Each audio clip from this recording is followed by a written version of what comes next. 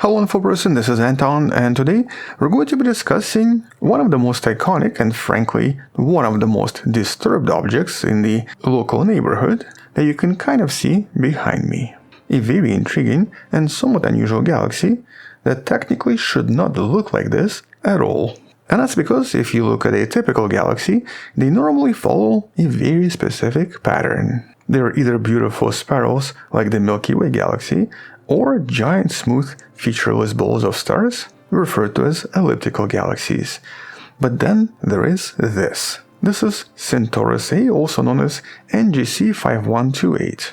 A galaxy that looks like someone took a giant elliptical galaxy and then smashed a massive dust-filled spiral right through its center. With this particular composite image that combines different wavelengths, essentially presenting us with an object that's just super bizarre. And because of this, for decades, astronomers have used this particular galaxy to study different types of galactic evolution and to study different cataclysmic events, especially because this is just over 11 million light years away from us, making this one of the closest galaxies to the Milky Way, but also one of the most bizarre galaxies we've ever seen.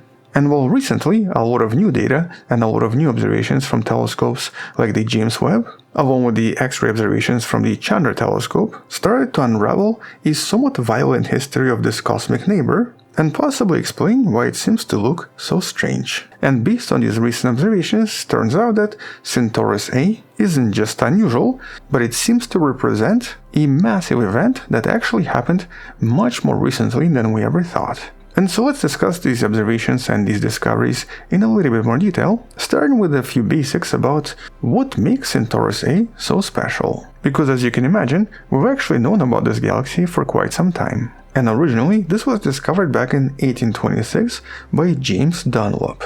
But this is way before we knew what galaxies were, or basically before we even knew galaxies were a thing. So he actually thought that this was just another nebula. But because this is the fifth brightest galaxy in the night skies, it became one of the more popular objects to study. Although in this case, most of the shapes in this galaxy are generally invisible. As a matter of fact, if you look at this in the binoculars, or by using an optical telescope, you're mostly going to see something like this, a dark dust lane with a somewhat bizarre shape. But what makes this galaxy scientifically important is actually its heart. Because Centaurus A is also the closest radio galaxy to our planet and is one of the brightest radio sources in the night skies. As a matter of fact, if you were to look at the night skies in the radio light, which you can do using this website in the link in the description referred to as Glimoscope, you'll see that it actually represents one of the brightest objects visible to us, but becomes barely visible in the optical light. And while the reason it's visible in the radio light is because it has a relatively active supermassive black hole in its center. A black hole with a mass of about 55 million suns. And because it's active, or basically it's currently feeding on gas and dust, it then launches these massive relativistic jets that we essentially see as something like this. This of course involves streams of particles moving at approximately half the speed of light. And they form a shape that's over 1 million light years across. But these types of jets we've seen many times before, and instead the most glaring feature here is its somewhat bizarre shape.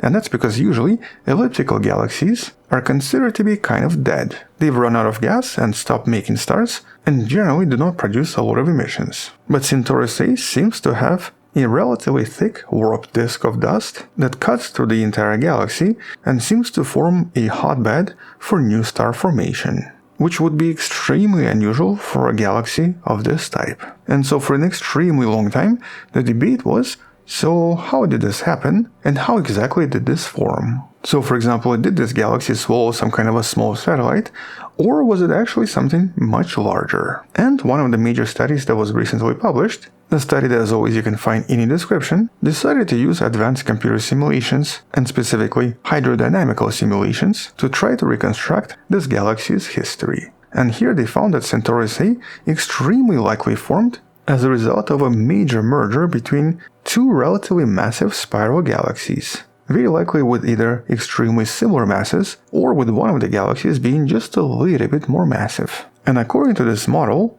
this collision began about 6 billion years ago, and continued for several billion years, but the final merger of two cores only happened about 2 billion years ago, which is actually relatively recent in cosmic terms. And this merger explains why this galaxy's halo seems to be elongated, and why we generally see these strange stellar shells and unusual filaments surrounding it. Here you can think of these shells as ripples in a pond after you throw a heavy stone.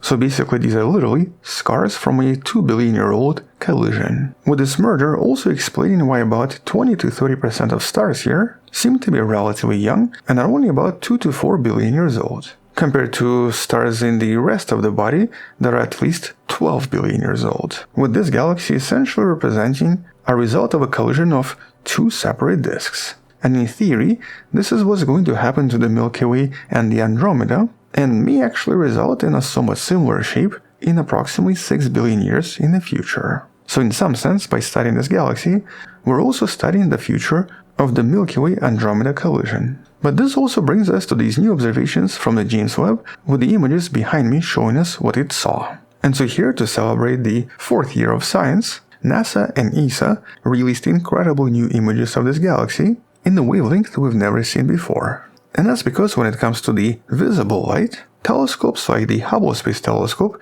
cannot actually see through this dust lane, which is why this galaxy appears to be so opaque and why it's so difficult to see its center. But James Webb's infrared vision can easily see through all of this, and for the first time ever allowed us to see the densely packed tapestry of individual stars right in the heart of the galaxy, which is essentially what you're seeing in some of these images. And here Webb also discovered a somewhat unusual shape, specifically an S shape, that seems to be warped and seems to form a parallelogram cutting through the center of the galaxy, with astronomers now thinking that a lot of these shapes are actually influenced by the black hole's activity and represent some kind of a leftover gas from that major collision. But most importantly, the Webb spectroscopy, the tool that measures how light is stretched, also shows us fast-moving ionized gas flowing directly from the center. This is of course driven by that supermassive black hole. And all of this is visible alongside a rotating disk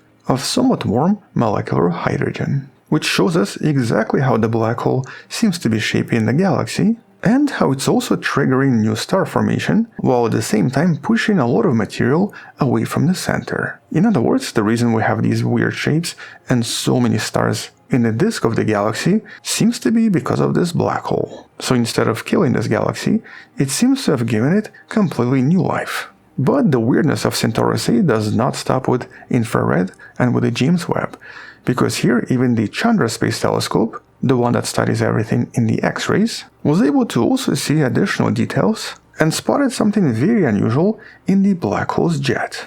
And so here, somewhat recent observations discovered a V-shaped X-ray emission, now referred to as C4. This seems to be directly in the path of the jet.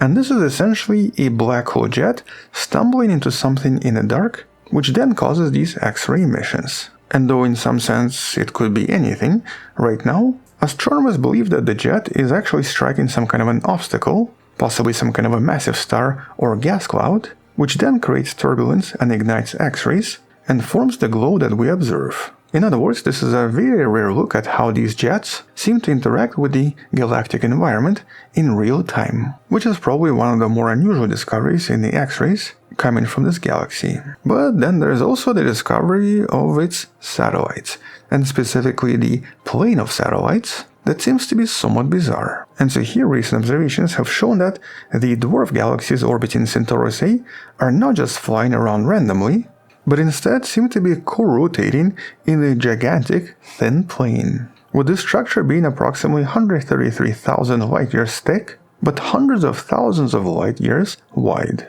And this is somewhat unexpected because current models, and especially models involving dark matter, cannot explain how these bizarre planes seem to have formed, or essentially why these satellites seem to orbit in this type of a pattern, which possibly suggests that the major collision 2 billion years ago did not just change the galaxy, but instead also created these satellite galaxies from all of the tidal debris that was flying around after the collision. Or in other words, these satellite galaxies are brand new and were just created not so long ago. and saw quite a few intriguing and unusual discoveries coming from one of our closest neighbors.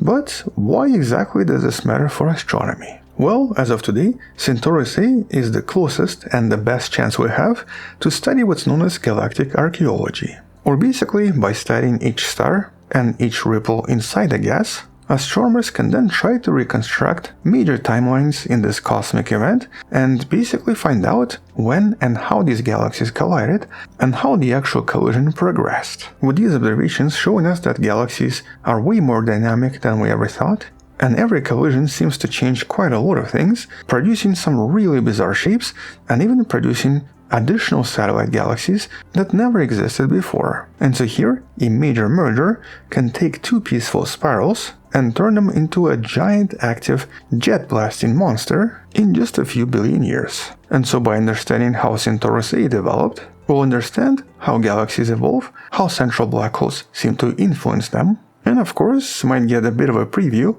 on what's going to happen to the Milky Way in approximately 5 to 6 billion years. But as we get additional data, and as we collect more X-ray and infrared observations, we'll probably discover something else. And until then, thank you for watching, subscribe, come back tomorrow to learn something else, support this channel on Patreon where you can find additional videos without any ads, and can name me directly, or by joining a channel membership that grants you early access. You can also support this channel by buying the Wonderful Person t-shirt in the description below. Stay wonderful, I'll see you tomorrow, and as always, bye bye.